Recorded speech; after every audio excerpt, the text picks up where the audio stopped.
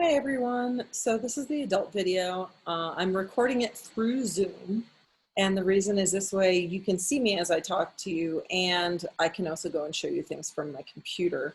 I'm not as technically savvy as a lot of people are.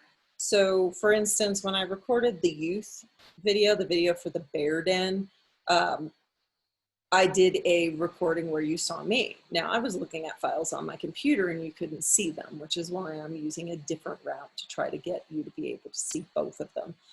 There's a lot of stuff that I'm gonna go through with you here, and I know some of you probably already know it, but we always teach so that everybody can understand um, the subject matter. I might have some people here that are absolute experts with the whittling chip. That's not really the point for all of this. It's showing that we can do a virtual meeting and have it benefit your den and your pack. Now, having said that, I know that a lot of our kids are really sick and tired of being online with school, and they had a break during the summer. They weren't online with school, but most of them have hopefully still been social distancing. So they haven't been having the interactions that we would normally expect our kids to have. And I'm sure they're climbing up your walls. I know my kids are. And they're older, they're 14 and 19, and they're driving me a little crazy. However, it's not really feasible for most units to go and have a weekly meeting at the Cub Scout age. I am also a Scoutmaster in a Scouts VSA female troop, and we do meet every week, but that's youth-led, and the girls have been doing a great job coming up with fun things to do with each other. But it's still a challenge for them to figure out how to teach things. With Cub Scouts, we're the ones that are teaching the Cubs, and maybe when they get into Webelos, we go and we let them start helping us teach, but it's still going to be mostly driven by the adult leaders. So having a meeting every week probably is not something that you want to do, and you still want to have your PAC meetings. We can get into a discussion about PAC meetings at our August 13th roundtable when we go through this Bear Clause stuff, and I put it all together for you and show you what the outcome looks like. But you can do what we're doing here with your bears or whatever den you're working with, or preparing something in advance. Just like with a PAC meeting, you might have a den that's preparing something in advance. There's nothing wrong with having them do that. What we don't want is we don't want it to look like homework. All right. Now, whittling chip is something fun for the Scouts to do, for the Cubbies to do, because they're looking forward to going and playing with knives. Probably a bad way to phrase it, playing with knives. They're looking forward to being able to carry a knife with them when authorized by the pack and the den. So most of them look forward to the Bear Claws adventure. So what we're doing is we're having them prepare for our meeting. And at the meeting, we'll go over more of the knife safety rules. But obviously, we want the Cubs to know knife safety rules before they pick up their ivory soap and their knife and start working with it. But what it does is it's going to familiarize them with their parents going through these things that they can and cannot do. And then when we have the meeting, we can talk about experiences, and we can go deeper into things like, make sure that your knife doesn't get wet. And if it does, how do you take care of it? Why would we not want your knife to get wet? Stuff like that. Pull some information from them and have them try to come up with the answers. Hey, it can rust. So they're going to do some stuff in advance, and that's fine. They're working with mom and dad. Mom and dad might get a little nervous teaching this stuff because I don't know how to do pocket knives. I don't know how to sharpen a pocket knife. And what you can do is you can then create a video on how to sharpen a pocket knife. Or you can send them videos that are already out there. There are some great BSA videos that explain how to sharpen a pocket knife. And you just send that out there to them, because we know a lot of times parents aren't going to do it themselves. They're going to say, I don't know how to do it, help me. And you end up sending them the information. Totally fine. We could hope that we can train them to use Google in the future, but we want to make them feel comfortable, because the most important thing is that the Scouts are enjoying the program. So inside the bag that I dropped off at your front porch are all the things that I told the youth that's in there. And I'm going to be going to the Scout shop in the morning. It's Tuesday evening right now when I'm recording this, and I'm going to go and get a whittling chip card, and I'm going to go and get the Bear Claws Adventure belt loop, and I'm going to put that in an envelope that says parents on it, and I'm going to go and put that in with the bag as well. And this is something that you can do with your Scouts, and have the parents go and after the meeting present it to their Scout. Hey, congratulations, you earned this. And you can already have everything signed off that needs to be signed off. Now, obviously, you're going to have to work with your pack to get those materials. Hey, this is what I'm working on. This is who I believe is going to attend. If you're concerned with purchasing a Bear Claws or any belt loop that you're working on and giving it to somebody that might not show up, remember, you're updating Scoutbook or whatever program you're using. If your pack hasn't started using Scoutbook yet,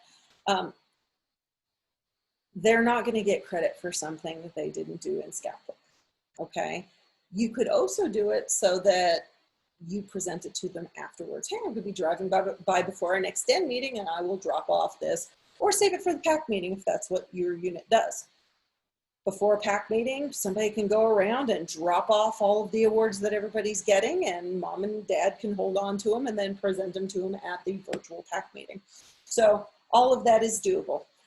One of the things that I want to share with you, and I'm going to share my screen here, is this Google Drive. And the link is in the email that I sent you.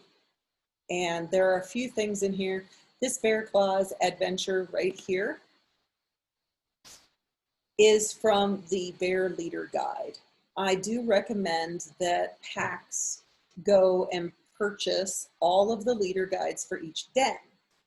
I know not every pack can, some don't have the money to do that, but if you are in a pack that does have the funds to go and purchase these books, it honestly is a one-time purchase until BSA goes and updates them again. But it tells you what to do for the Bear Claws Adventure. Here's your meeting plan 1. Even has a little quiz there, meeting plan 2. Okay, and that's all the meeting plans for the Bear Claw Adventure. Now, when you have a leader guide like this, you don't have to use everything that they have in here, but they do give you a lot of great information.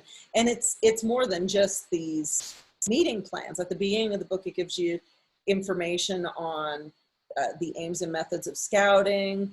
I believe they still have a section on Scouts with disabilities and Scout behavior. They've got a lot of great information in addition to these plans, but with these guides, you don't have to recreate the wheel. But they give you some information. They'll tell you how to prepare if you're following their plan exactly. And they'll give you even a gathering activity, an opening, a closing, all kinds of stuff like that. Use what you want if this is something that you're interested in. Obviously, these leader guides were written for when you're meeting in person. That doesn't mean that you can't go and find an activity in here that you can use in a virtual meeting, and it can still give you some ideas. And eventually, we're going to get back to meeting in person. So I scanned this from my Bear Leader Guide for you all to have so that you can use this. Over here is something that I found on the internet. It's outdated. Some of the information in here is from a previous version of working with the whittling chip, but there's still usable stuff. This word search that's in here, it gives you the 3 different types of pocket knives that we're going to be talking about at the roundtable meeting. There are some mistakes in here. One of them is right down over here. It ends with, for the multi-tool, pick a multi-purpose knife that has, and then it leaves us hanging, and we never find out what they really wanted to say, but in the scheme of things, that's a very minor thing. It also has the answers. Obviously, the one that I included in your pack of stuff is just the word search. If you can't find something, obviously you could come on here. But I set this up as if I was dropping it off with bears. Okay, I'm not going to give them the answer key to the word search. Let them have fun. Now, when I say this is old, they talk about a different activity that they would do, making a fake knife, which you absolutely can do. It's a cool idea. But they have a bigger list of knife safety rules than what is in the sheet that was in the Ziploc bag I left outside your house. Now, we'll go over this in detail, but before our bears pick up a knife, we want them to know some rules, which is why they'll go over that.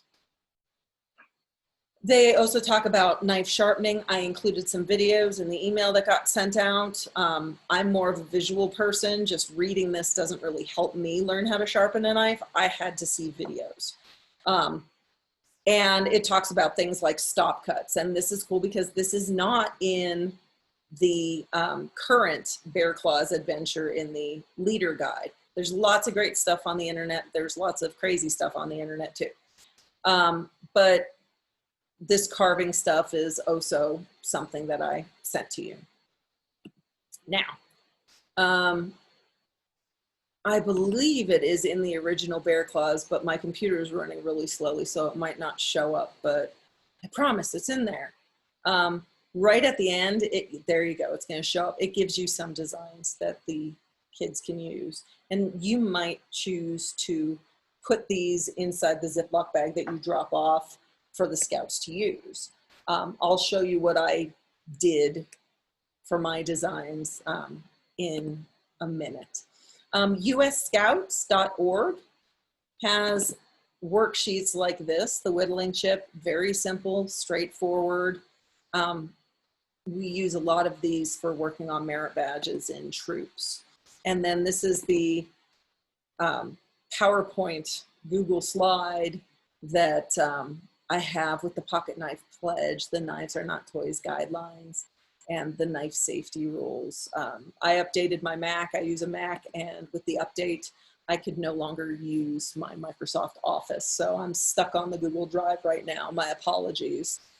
But you should be able to download all of these as a PowerPoint and PDFs. This one over here is a little news article that I saved as a PDF for y'all to look at if you're interested. It talks about the Totem chip, which is actually the whittling chip equivalent in Scouts BSA troops. So they earn the whittling chip as a bear, and then when they get to a troop, they earn the Totem chip, which allows them to carry a knife. And there's this thing called cutting off corners for Totem chip and whittling chip. You might have heard of it, you might not have. And what that is they'd say, oh, you know, Danny isn't behaving appropriately with his knife, so I'm going to take his whittling chip and I'm going to cut a corner off. And once all 4 corners are gone, I'm going to take your whittling chip, and then you can't carry a knife until you re-earn it. That's one of the things that people would do. They do it for the Totem chip as well as the whittling chip.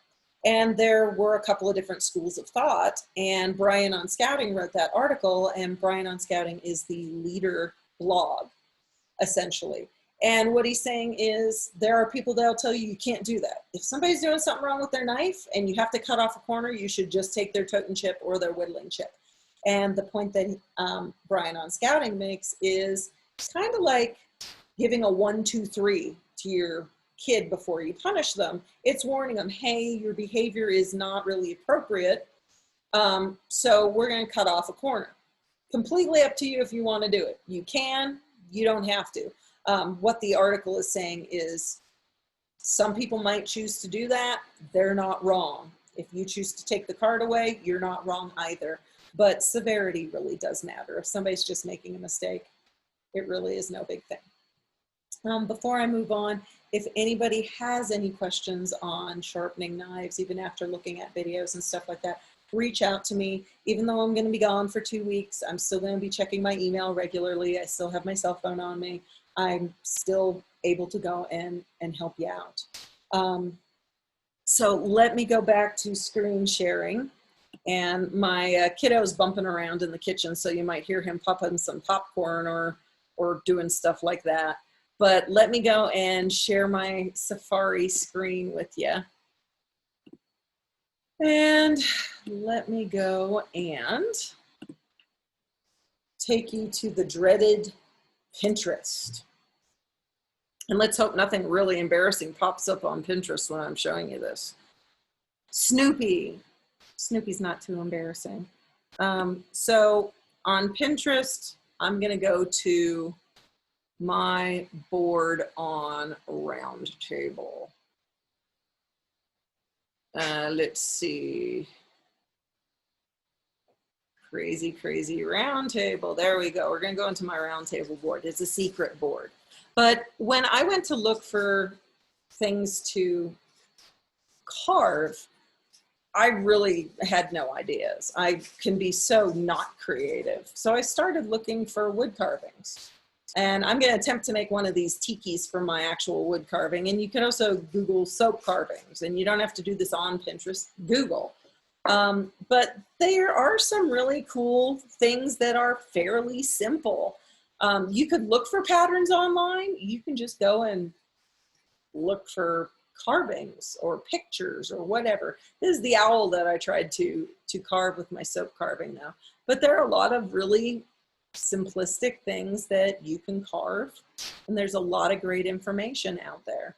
And you can absolutely go and share these things with your parents to make them feel more comfortable, okay?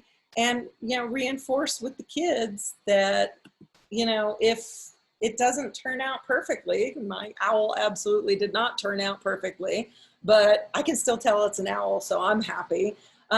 Praise them. Have them send you a picture. I'd like you all to send me a picture of your carving. And I'll show you what I would do with the Scouts when I get their pictures of their soap carving and their wood carving. But yeah, have fun. And when we get together for the Roundtable in August, we're gonna have some games there. I'm gonna show you that.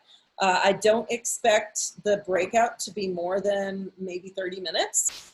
And then we'll be able to go into questions and how to make things better and some of the technical aspects. If you say, I have no idea what I'm doing when it comes to recording videos, so I don't know how I would go in and take care of that, I can show you some stuff. Very, very simple. And there's free video editing software out there, or don't edit it. I mean, wing it. I've screwed up several times in this video. I'm not editing it. I'm just gonna send it out to you. I'm gonna post it on YouTube. His popcorn's going off. So see, I could stop it and re-edit it, but I don't think you guys care enough. If you're using Zoom for your virtual meetings, I believe it's 45 minutes for the free version. You absolutely can get your den meeting done or your pack meeting done in 45 minutes with enough planning. Like I said, we're doing some of this stuff before the den meeting, and then we'll just execute the den meeting. If you go over the 45-minute timeline, just tell your parents, go back to the exact same link. If everybody gets kicked off, go back to the link and reopen it, and it's still gonna work, okay? So don't worry about that.